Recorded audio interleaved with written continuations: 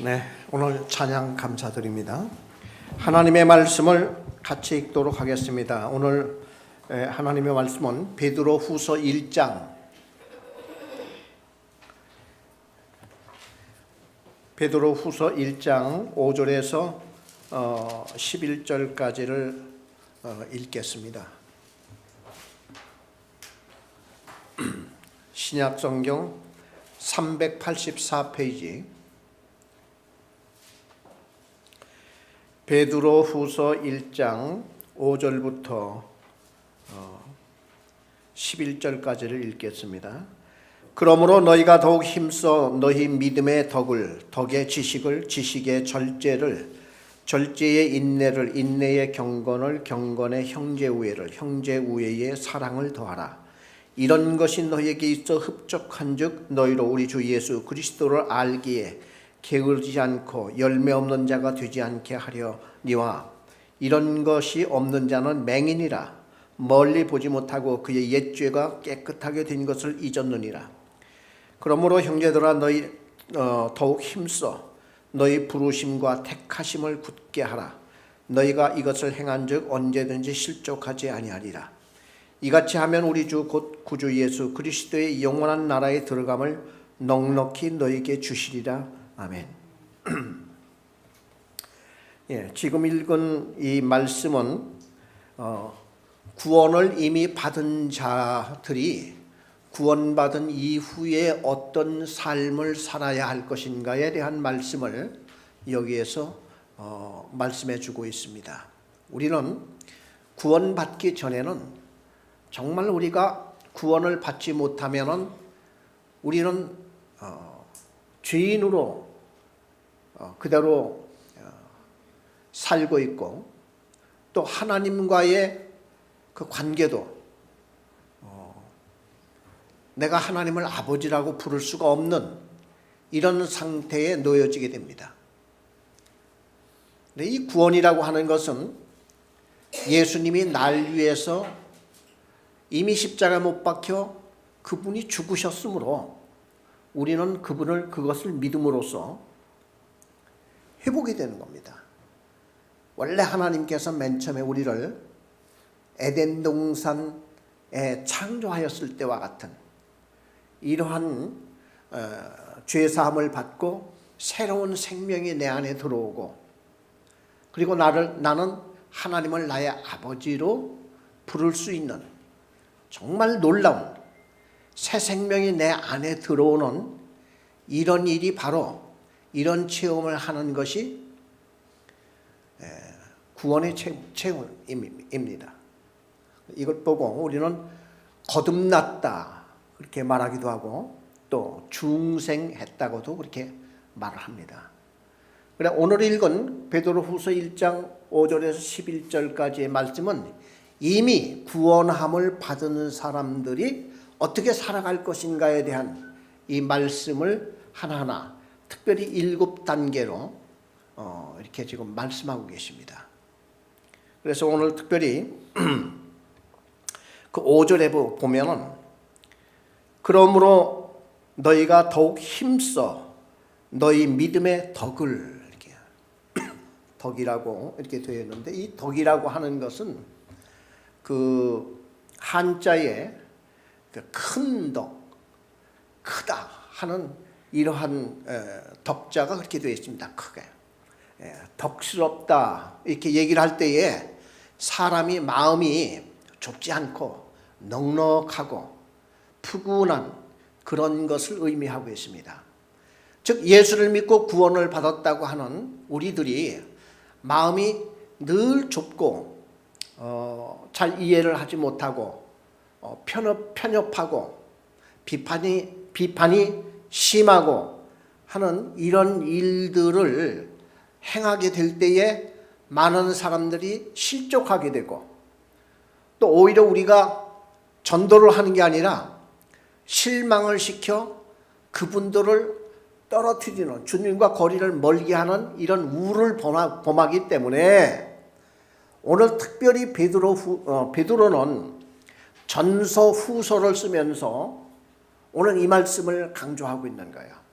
우리 구원받은 성도들이 내가 구원함을 받았다고 하면은 마음부터 좀 넓혀서 포용을 할 줄 아는, 이렇게 해야만 우리가 이제 사람들에게 전도도 할 수 있고 그게 먹혀 들어가지, 내 마음이 좁아서 이것도 수용하지 못하고 저것도 수용하지 못하고 이렇게 해버리면은 어떻게 우리가 포용하고 수용할 수가 있겠느냐 하는 그런 얘기죠.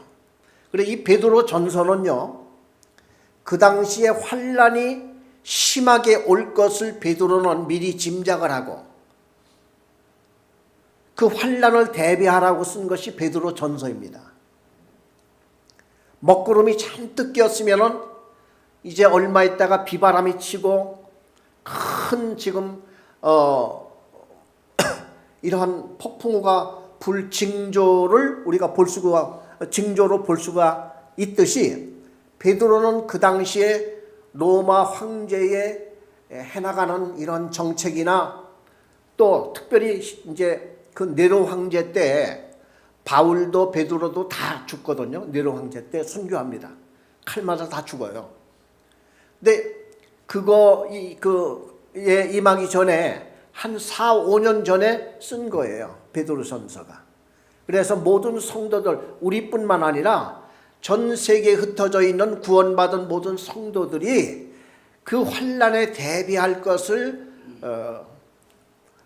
갖추기 위해서 베드로 전서를 기록을 했고요. 베드로 후서는 베드로 전서를 쓰고 난 다음에 한 3년쯤 있다가 베드로 후서를 쓴 거로 알려져 있습니다.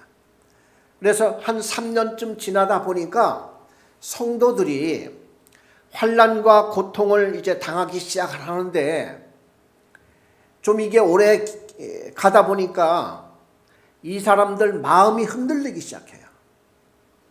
마음이 흔들리게 되면은 엉뚱한 데 잘 빠지게 되고, 내가 믿는 이 믿음이 이게 잘 된 건가 하는 의심도 들게 되고, 누가 뭐라고 이렇게 속삭이면은 그쪽으로 넘어가기가 쉽기 때문에, 특별히 베드로후서 3장 같은 데 보면 거짓 교사들이 교회 안에 이렇게 침범을 해서 하나님의 말씀을 왜곡해서 자기들 뜻 가운데로 이끌어 가려고 하는 거짓 교사들이 그 1세기 때부터, 초대교회 때부터 그런 자들이 많이 있었다는 겁니다.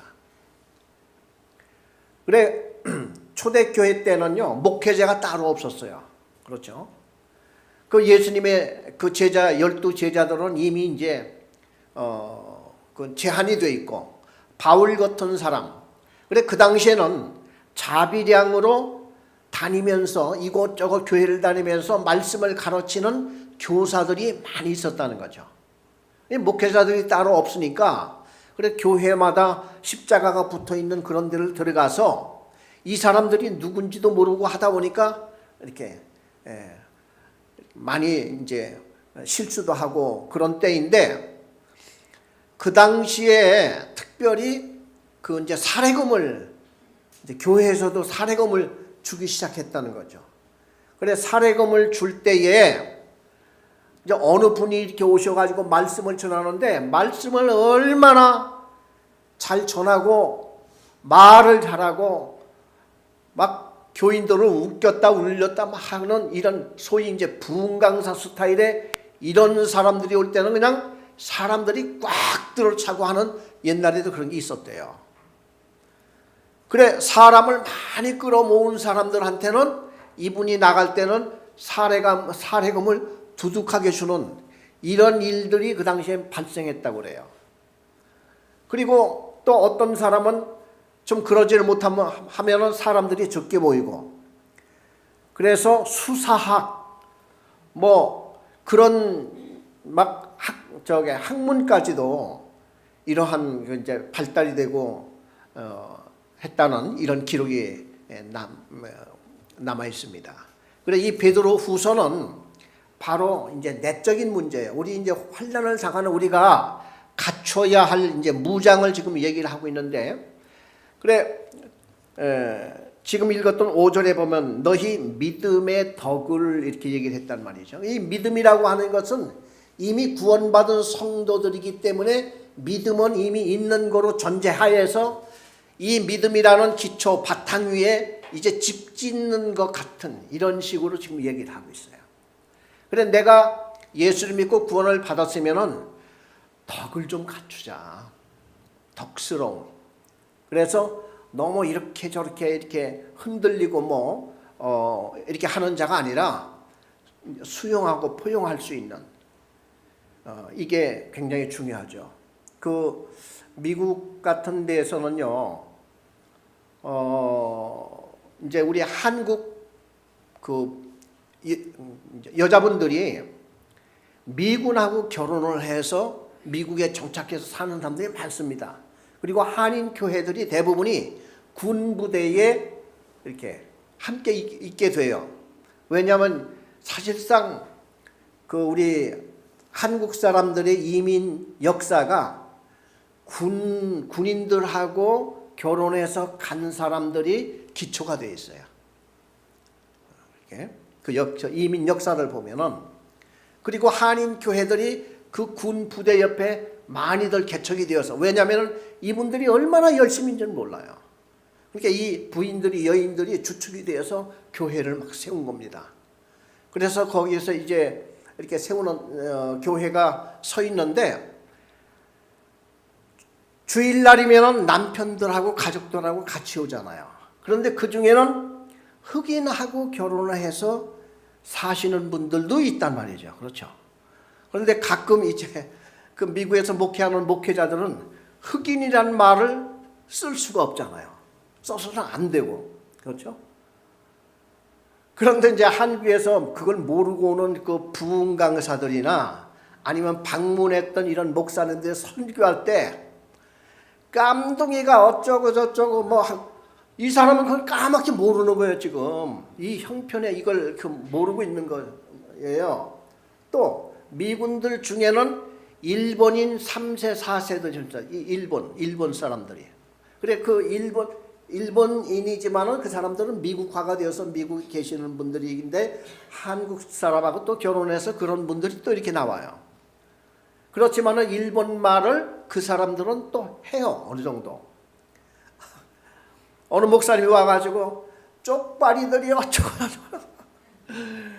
이런 얘기를 이렇게 하게 될 때 얼마나 상처를 받고 문제가 되고 이렇게 할 수 있다는 것이죠. 물론 일부러 그러는 건 아니지만도, 그래서 우리가 예수를 믿는 사람들이 얼마나 많이 조심을 하고 잘 우리 자신을 바라봐야 이렇게 하는 이런 일들이 얼마나 많이 있어야 되는지 모릅니다. 그래서 특별히 우리 믿음을 갖춘 사람들은 덕을 좀 갖추자.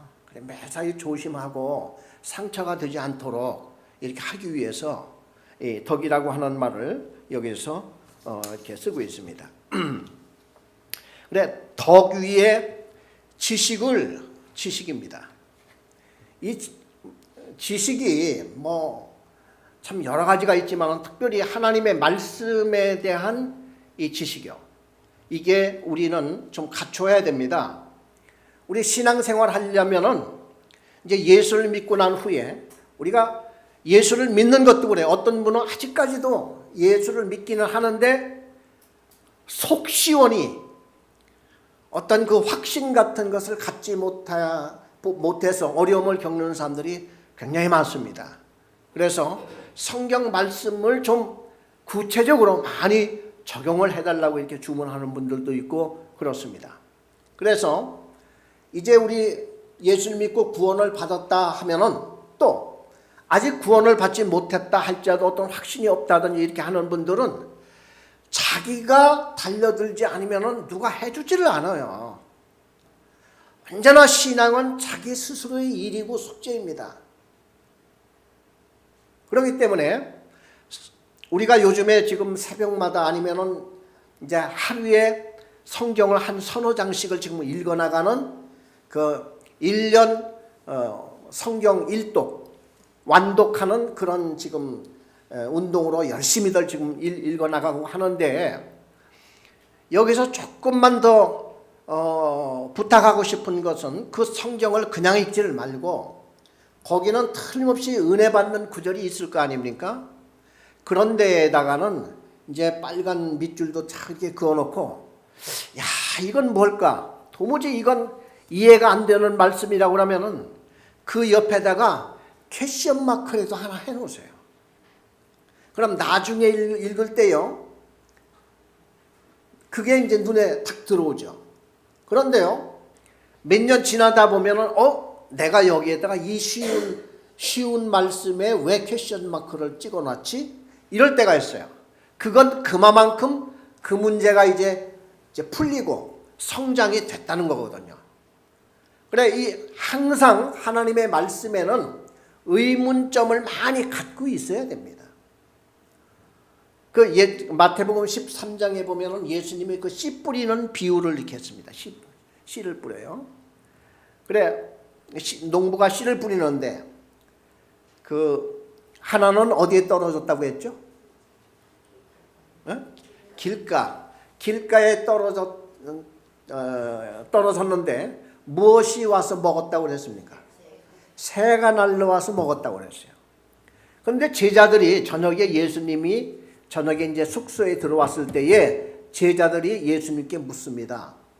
오늘 낮에 씨 뿌리는 비유를 말씀을 하셨는데 예수님, 그 뜻이 무엇입니까? 그러니까 예수님은 한 번도 거절하지 아니하시고 제자들이 묻는 물음에 꼭꼭 대답을 해주세요. 오늘 우리가 마음에 성경을 읽다가 의문점이 있다든지 그럴 때에 우리 마음속에는 성령님이 와 계시죠? 우리는 성령님이 와 계신다고 하는 것을 말로나 이론으로 생각하지 마시고 도움을 입어야 되지 않겠습니까? 그래서 저는 가급적인 이 성령님과 대화를 하려고 합니다. 왜냐하면 대화를 하면 좀 더 실감이 나잖아요. 성령님이 내 마음에 오셨다고 하면은 대화를 해야 되지 않겠어요? 그래서 여러분 성경을 읽을 때에 어려운 문제든지 궁금한 게 있으면은 마음속에 성령님한테 한번 물어보세요. 성령님, 이게 도대체 뭡니까? 그래, 답이 없으면은 그냥 이렇게 지나다가도 느닷없이 답이 딱 나올 때가 있어요. 그 성령님께서 아마 주시는 답이 아닐까 생각이 됩니다. 특별히 성령님이 오신 이유가 뭡니까? 헬퍼로 오셨어요. 헬퍼.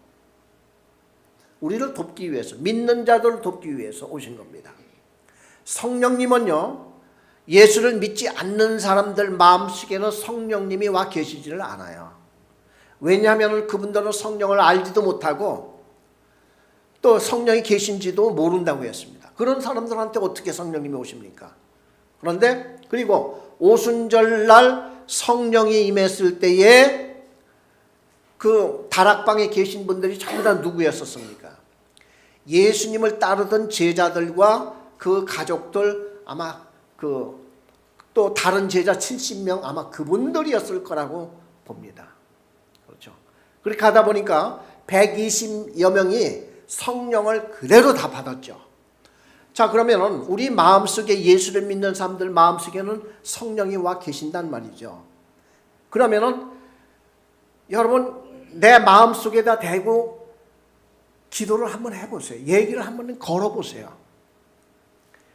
이 말씀이 뭔지 좀 가르쳐 주세요. 우리 이미 성경에는 그렇게 하라고 예수님이 말씀을 했습니다. 요한복음 14장을 한번 보세요.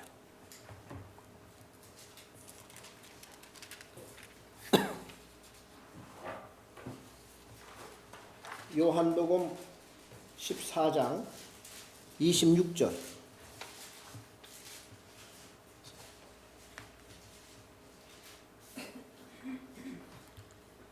우리 다 같이 한 음성으로 읽겠습니다.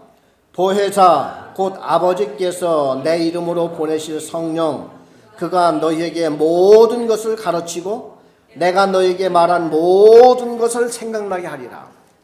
그래, 성령께서는 우리에게 오셔서 하시는 말씀이 가르쳐 주신대요. 잘 알지를 못하면은 그 뜻이 무엇인지 물어보면 가르쳐 주신대요. 그리고 생각나게 해주신대요. 자꾸 기억나게 해주신다는 거예요. 이런 약속이 있잖아요.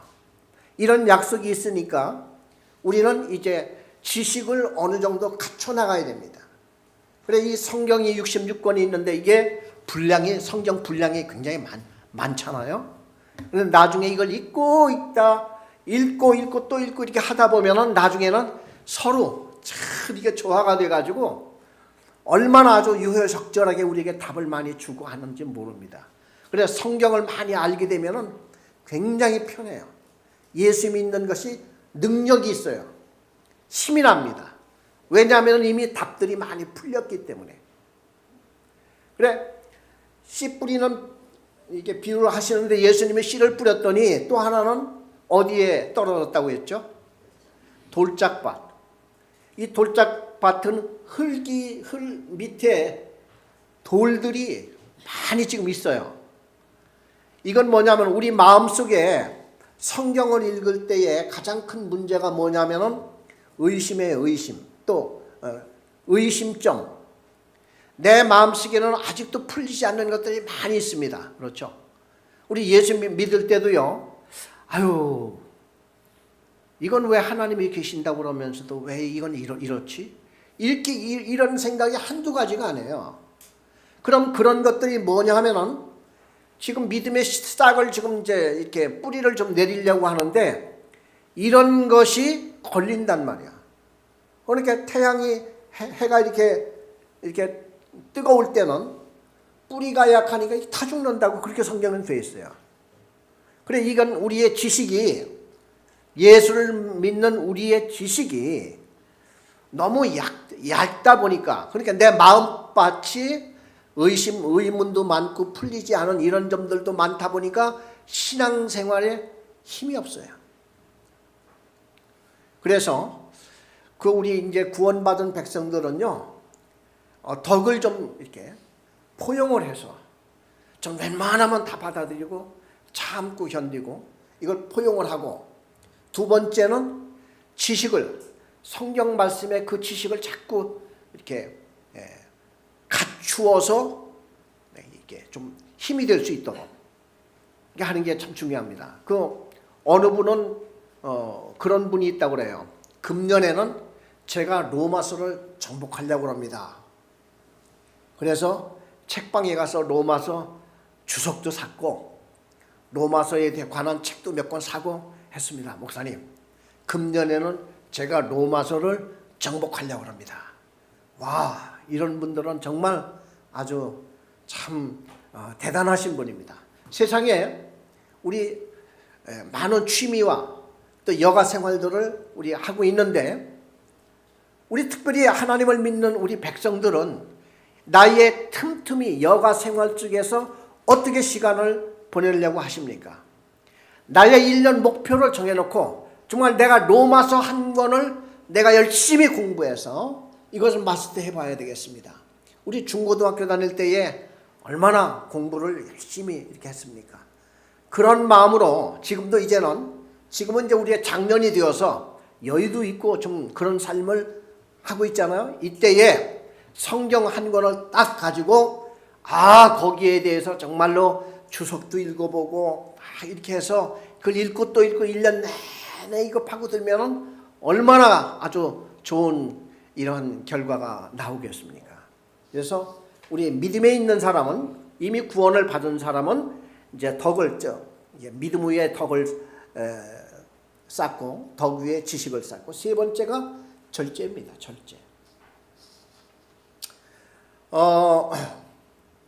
저는 특별히 우리 예수 믿는 사람들이 공적인 예배, 우리 공적 예배라고 해야 지금 우리가 주일 낮 예배와 오후 예배, 그 다음에 수요일 저녁 예배 이렇게 셋이지 않습니까? 이것은요 꼭 내가 여기를 참석하겠다고 연초에 굳게 결심을 하고 1년 동안 나는 무슨 일이 있더라도 이걸 빠지지 않겠다 이렇게 결심하고 나오는 사람과 그렇지 않고 나가는 사람들의 그 결과는 아주 말할 수 없이 큰 차이가 납니다.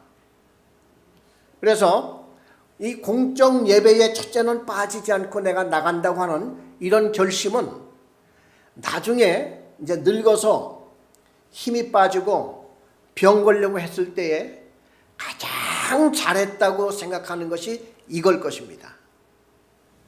저는 직접 들었어요.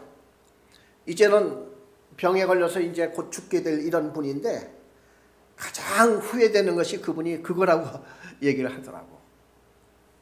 내가 왜 좀 더 힘있고 젊었을 때에 왜 좀 더 내가 주일 예배, 수요일 저녁 예배 마음껏 그때 찬송가도 부르고 마음껏 기도도 하고 마음껏 말씀도 듣고 좀 이렇게 했어야 될 텐데 내가 그걸 못한 것이 가장 후회가 된다, 이런 얘기를 해요. 그래, 우리는 평소에 별로 그렇게 귀하지 않게 생각했던 그것이 나중에 꼼짝 못하고 내가 이제는 이 세상을 뜨려고 할 때는 그것이 그렇게 귀하게 보일 수가 없다는 것이죠. 이것이 우리 신앙생활을 살찌우게 만들고 우리를 더 튼튼하게 만들어가는 귀한 것들이 되게 되어 있습니다. 그래서 그 등산하는 사람들이요, 높은 산에 올라가는 사람이 이것저것 많이 챙겨가지고 이렇게 올라갈 수 있습니까? 우리가 높은 산에 올라가려고 하는 사람은 정말 꼭 필요한 이런 것만 몸에 딱 챙기고 나머지 모든 것들은 벗어버려야 되죠. 그리고 다 내려놔야 됩니다. 그래, 꼭 필요한 이런 것들만 놓고 나가게 되는, 그래서 우리가 비록 별건 아니지만은 내가 공적 예배, 일주일에 3번씩의 공적 예배는 무슨 일이 있어도 내가 이거는 참석하리라 하는 이 마음의 결심을 한 사람들은 이게 이제 그걸 위해서 달려가기 위해서는 절제가 필요하죠. 일하다 말고 이게 시간을 탁 보고 아이고 수요일 저녁에 이게 늦었구나 하는 뭐 이런 저런 이런 것들을 경주를 해나가는, 그래 우리 신앙생활 하는 데는 이 절제가 꼭 필요하고, 네 번째가 이제 인내입니다. 인내. 그 바울도 이 사도행전을 쭉 읽어보면요, 앞날을 쫙 미리 내다보고 착착착착 막 계획 세워서 이렇게 그게 아니에요. 바울 같은 사람도 보면은 계획이 어긋나고 하나님의 뜻이 이게 뭘까 생각도 오래 하고 이런 일들이 많이 보입니다. 그리고 바울이 어느 성에 들어갈 때는 뭐 처음에는 기분 좋아요. 그리고 유대 교인들이 모이는 거기 그 당이 무슨 당이죠? 회당만 이제 발견하면은 바울은 이제 신나요. 왜? 서로들 모르는 사람들이니까 회당을 찾았으면은 바울은 기쁜 마음으로 가벼운 마음으로 탁 들어갑니다. 그래서 1주, 2주, 한 3주 그리스도에 대한 복음을 전하다 보면은 그 중에는 이제 막 반발하는 사람이 생기고 그러다가 나중에는 바울이 그냥 막 야반도주도 해야지 되고 뭐 목숨이 경각에 달리고 죽이려고 막 달려들고 쫓아오고 하는 이런 사람들 때문에 그 성을 떠날 때는 아주 괴롭게 떠나죠. 그래서 그 사도행전 16장에 보면 바울이 그런 기도를 합니다. 아시아 쪽에 가려고 지금 만반의 준비를 하고 기도를 하고 하는데 자꾸 길이 막혀요. 길이 막혀서 하나님의 뜻이 어디 있는가 이제 고민을 하는데, 그날 밤에 꿈속에서 마게도냐 사람 하나가 바울한테 막 손짓을 하면서, 우리 한국 사람들은 손짓 이렇게 하죠. 이게 오라. 미국 사람들한테 이거는 가라 소리입니다. 빠이빠이예요. 미국 사람들한테는 이래야 돼. 이렇게.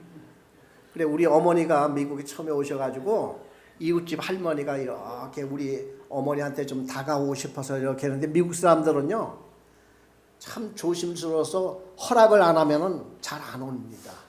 그래, 우리 집 사람한테 어머니한테 이렇게 오려고 하는데 우리 어머니가 일리 와, 일리 빨리 와 하니까 이분은 올라다가도 아유 가라고 하네, 가라고 해.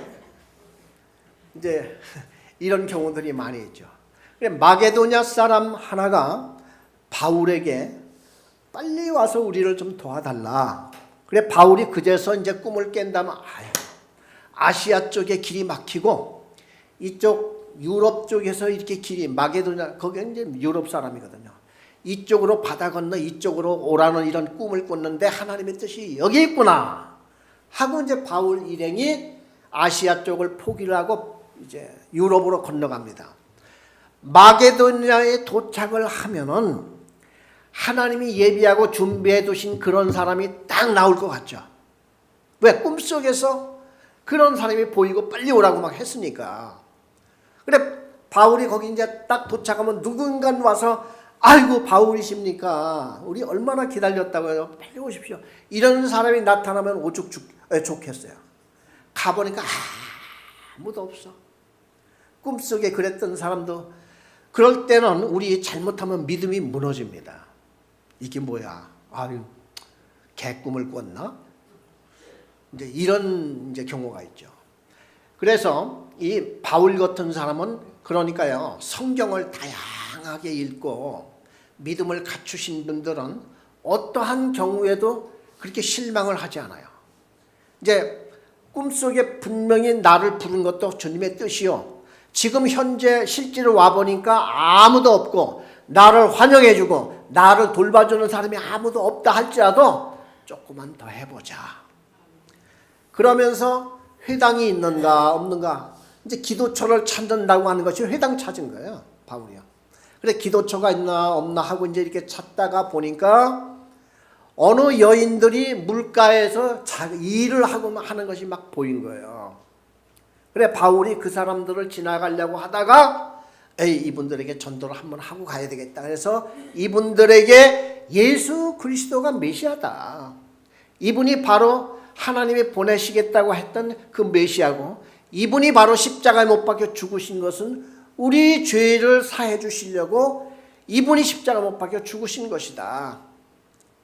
그래서 이제는 우리가 율법을 지키는 시대는 이미 끝났고 이제는 이분을 믿기만 하면 우리는 하나님의 백성이 되어서 우리는 구원함을 받는다. 이제 이 복음을 전하니까 성경에 보니까요. 하나님이 루디아의 마음을 열어 하는 말이에요. 열었다는 거예요.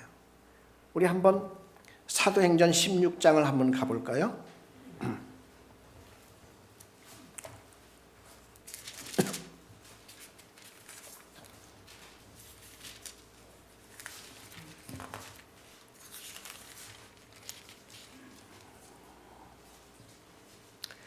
사도행전 16장 14절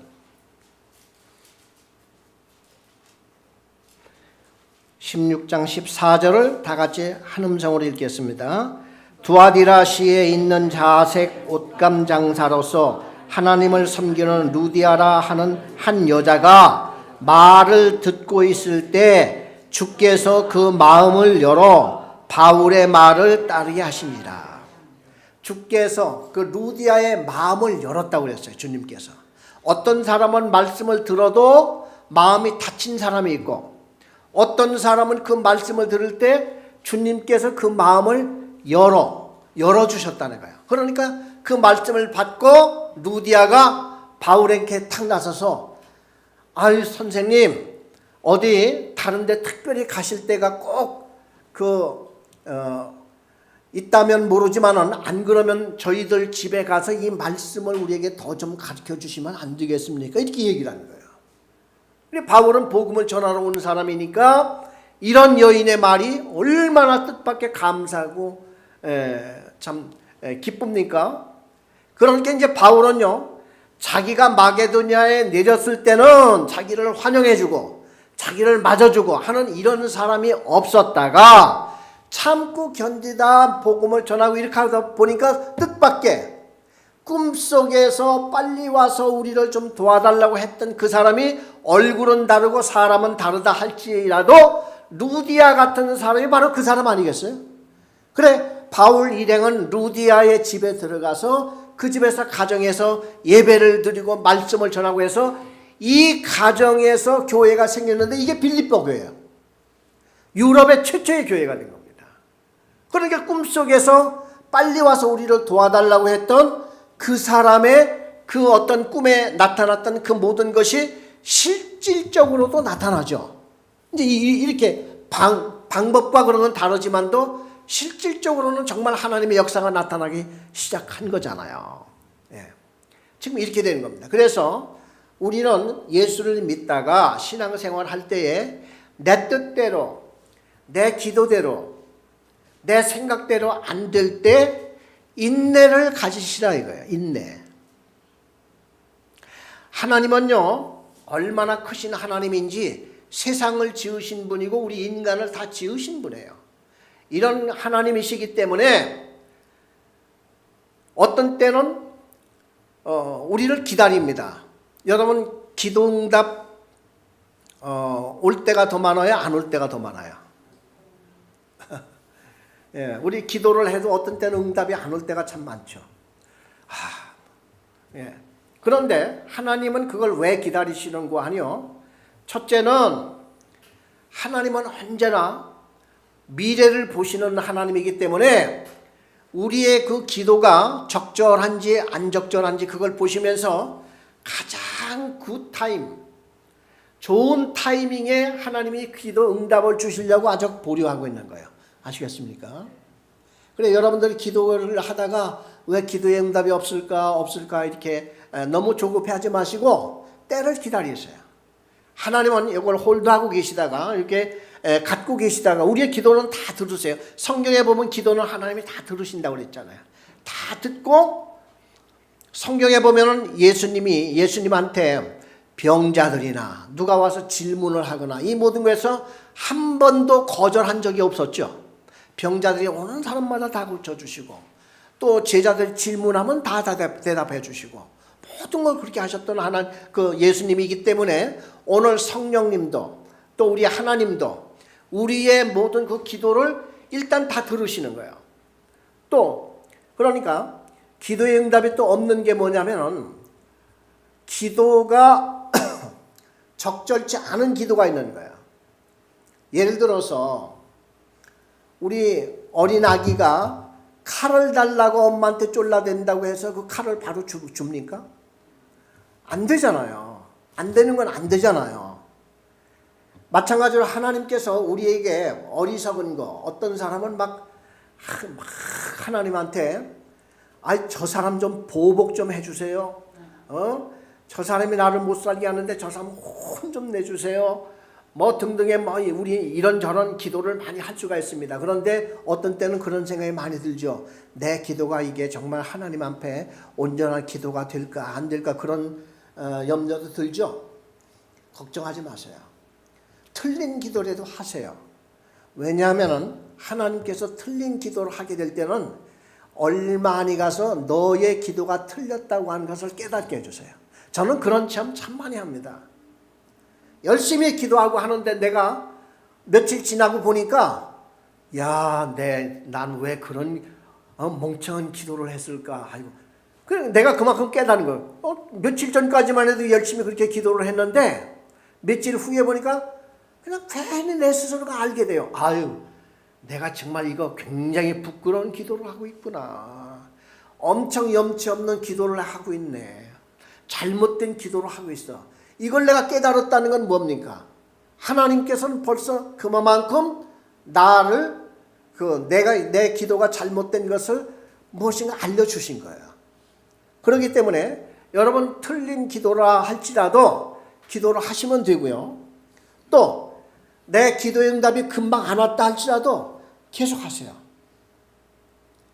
저는 몇 년째 하고 있는 기도 제목이 있습니다. 몇 년째? 남북 통일 문제. 저는 정말 북한 사람이 불쌍해 죽겠어요. 그 생각만 하면은 세상에 요즘 세상에 먹을 게 없어가지고 눈물 매대라고 하는 거 그 전에 제가 한번 말씀드렸던 것 같은데 눈물 매대. 그게 뭐냐면은 집안에서 이제 팔아먹을 게 이제 막 팍팍 긁고 뭐 다 팔아먹고 다 국수 사 먹고 다 이렇게 지금까지 목숨을 연명을 해왔는데 이제는 더 팔 수가 없어. 마지막으로 하는 게 마루장 뜯는 거래요. 마루장을 뜯어서 그걸 새끼줄로 묶어가지고 땔감으로 갖다 파는 거야. 그거 팔아서 요만한 떡 하나씩 사 먹고 흩어지는 거야. 가족들이. 이게 눈물매대라고 하는 거야. 요즘 세상에 그렇게 사는 민족이 어디 있습니까? 그분들이 우리보다 죄가 많아서 그럴까요? 우리가 그분들보다 더 나을 게 뭐가 있어요? 그렇잖아요? 저는 그래서 그분들을 생각만 하면은 얼마나 불쌍한지 모르겠어요. 지도자 한 번 잘못 만나가지고 이렇게 되잖아요. 그래 이걸 우리가 할 수 있는 게 뭡니까? 하나님께 기도하는 거예요. 왜? 하나님은 우주를 만드시고 인간의 모든 생사화복을 주장하시는 하나님이신데 그 악한 정권이 무너지고 빨리 어떻게든지 정말 금방 우리는 통일이 안 돼도 좋아요. 그쪽에 그저 좀 자유의 바람이 들어가서 중국같이 개혁개방이라도 좀 어느 정도 한다고 그러면은 살 길이 트이잖아요. 그리고 복음이 들어갈 수도 있잖아요. 그거를 위해서 저는 끊임없이 기도하고 있어요. 그리고 두 번째는 나는 지금부터 10년 전에 하나님 앞에 그런 기도를 했어요. 하나님, 이 세상에는 어딘가에 말씀을 꼭 배우고 싶은데 가르쳐 주는 사람이 없어서 배우지 못하는 사람이 있다면 저를 보내주세요. 그런 기도를 한 적이 있습니다. 그런데 저는 찾을 길이 없잖아요.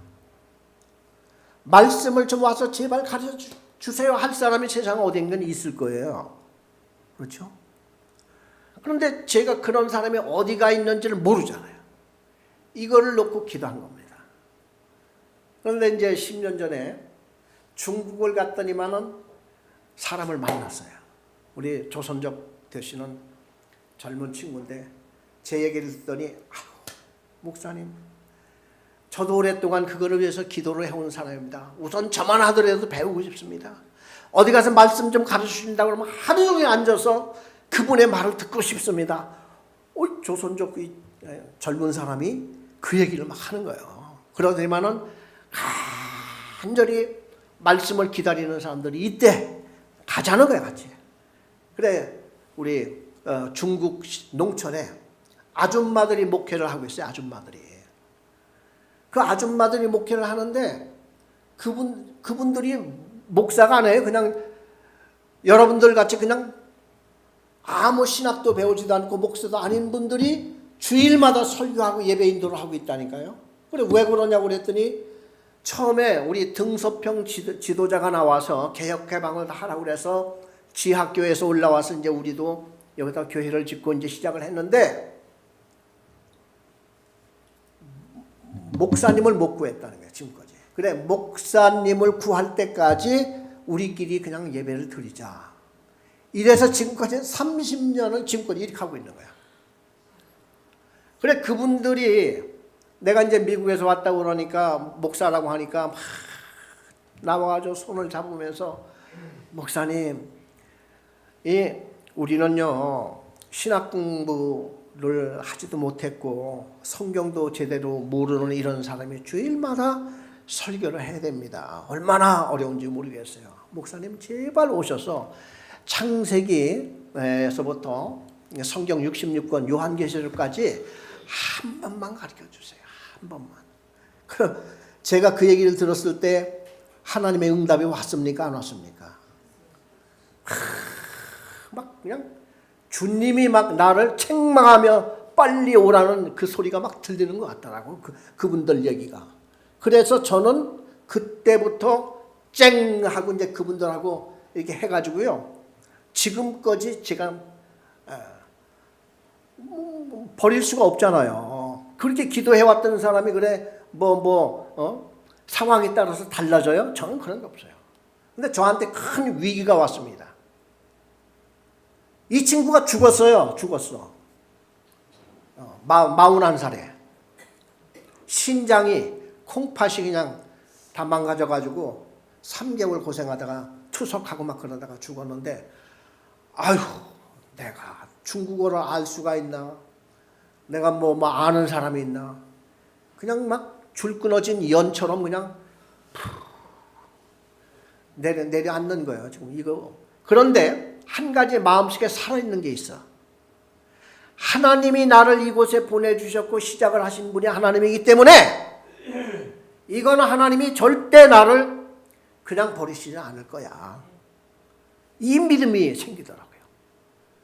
그래서 주님, 여하튼 간에 저는 포기 안 할 겁니다. 포기 못 합니다. 이제 이러면서 막 갔어요. 그런데 이제 그 당시에 어느 여자 목사님 한 분이 이렇게 그 조선족 이분 집에 한번 온 적이 있어. 그래 그분하고 그분의 전화번호가 하나 있던 게 있어가지고 그분을 연락했더니 왜 그분이 자기 교회에 와서 그런 말씀을 일주일 동안 해달라고 그래서 거기로부터 다시 시작한 거예요. 그래서 다시 지금까지 했는데 이제 갈수록 자꾸 이제 이렇게 막 이제 바빠져가지고 또 그때는 뭐 그 친구에게 이제 의지해가지고 다녔지만 지금은 이제 저 혼자 그냥 가더라도 하나님께서 함께 하사 이곳저곳 해서 통역을 그냥 거기 있는 사람들 또 이렇게 어떻게 해가지고 막 되더라고. 자, 우리는 인내를 가지고 소망을 가져야 됩니다. 모든 게 그냥 인간의 그 손익 계산 가지고 뭐 이거 따져가지고 이렇게 하는 게 아닙니다. 다섯 번째가 경건. 경건은 하나님께서 그랬죠. 하나님이 거룩하니 너희도 거룩하라. 아니 하나님이야 거룩하실 수 있는 거지만 우리가 어떻게 거룩해요? 그러나 예수 믿는 사람들은 하나님의 말씀에 끌려가는 사람이 되면 거룩해지는 거예요. 그거는 하나님께서 우리를 그렇게 만들어 주시는 거예요. 그럼 내가 거룩하냐? 아니. 죽을 때까지 어떻게 우리가 거룩해요? 그러지만은 원래 베드로의 이름은 시몬이었었어요. 시몬. 근데 성경에는 시몬보다 베드로가 훨씬 이름이 많죠. 왜냐하면 베드로는 거듭나고 하나님이 새로운 이름을 주신 사명자라는 뜻으로 주신 이름이 베드로고 시몬은 구원받기 전의 이름이에요. 그럼 베드로를 예수님이 어떻게 이끌어 가십니까? 말씀으로 예수님의 그 능력으로 베드로를 막 이끌어 가세요. 오늘도 그 하나님께서는 우리를 만들어 가십니다. 이렇게 이끌어 가세요. 이것이 바로 경건의 훈련입니다. 그래서 여러분 성경을 읽을 때마다 그 말씀이 나를 끌어가는 거야. 자, 여러분이 하나님을 믿습니까? 하나님이 우리를 믿도록 설득해 갑니까? 네? 그렇죠? 하나님이 우리를 믿도록 설득해 가시는 거예요. 이걸 아셔. 우리 처음에는 우리가 막 믿는 것 같죠? 알고 보니까 하나님이 나를 믿도록 막 이끌어가는 거야. 설득해가는 거야. 네?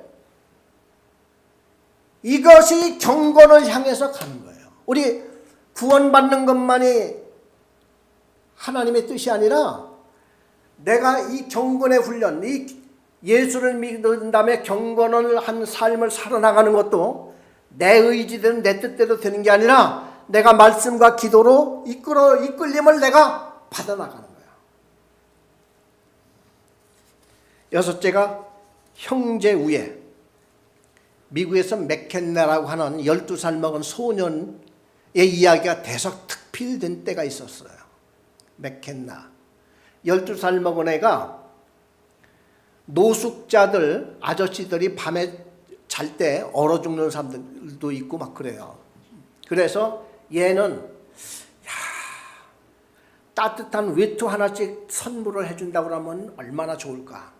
그래서 학교를 갔다 온 다음에 수레를 끌고 다니면서 사람들만 만나면 아저씨 외투 안 입는 거 있으면 절 주세요. 우리 그 노숙자 그분들 좀 갖다 줘야 됩니다. 조금 있으면 겨울이 오잖아요. 학교 갔다 온 후에 그냥 매일같이 이걸 하는 거야. 그래가지고 얘가 4년 동안 1000벌을 모았어요. 1000벌. 이게 미국의 대서특필 신문에 났었다고요. 그리고 트위터에다가 매일 쓰는 거야. 여러분, 우리 노숙자님들을 위해서 여러분 안 입는 외투 좀 보내주세요. 그래 어떤 사람이 야 나도 내일에 동참하고 싶다. 근데 나는 시간이 없어서 어쩌니? 이제 이런 사람이 있더라. 막 이제 트위터에 같이 나오는데, 그래서 얘가 그랬대요. 시간 없는 것은 말이 안 됩니다. 목표를 향해서 간다고 그러면 해야죠, 그냥. 이런 얘기를 했다고 그래요. 형제, 왜? 우리 다 연약한 사람이잖아요. 그래서 자기 자식이 감옥에 간 이런 그 부모들은요, 옛날에는 그런 걸 눈여겨보지를 않았는데, 자식이 감옥에 가 있는 사람은 모든 감옥에 있는 사람들이 다 이제 자식같이 보이는 거야. 그래가지고 그쪽으로 가서 전도도 하고 특별한 이런 사랑들이 돼요. 그래, 하나님께서는 오늘도 우리가 환경에 따라서 우리를 자꾸 만들어 가세요. 어디로 우리를 이끌어 갈지 몰라요. 어느 분은 목사, 그 신학 공부를 어렵게 하고 아주 공부도 많이 한 사람이 마약, 그냥 맨날 마약 이렇게 피우고 이러는 사람들한테 가서 요구도 먹고 발로 차이고 기름을 쳐, 이거 전도하는 사람이 있어요. 거기 가서 뭐 누가 월급 줍니까? 그 왜 그러냐?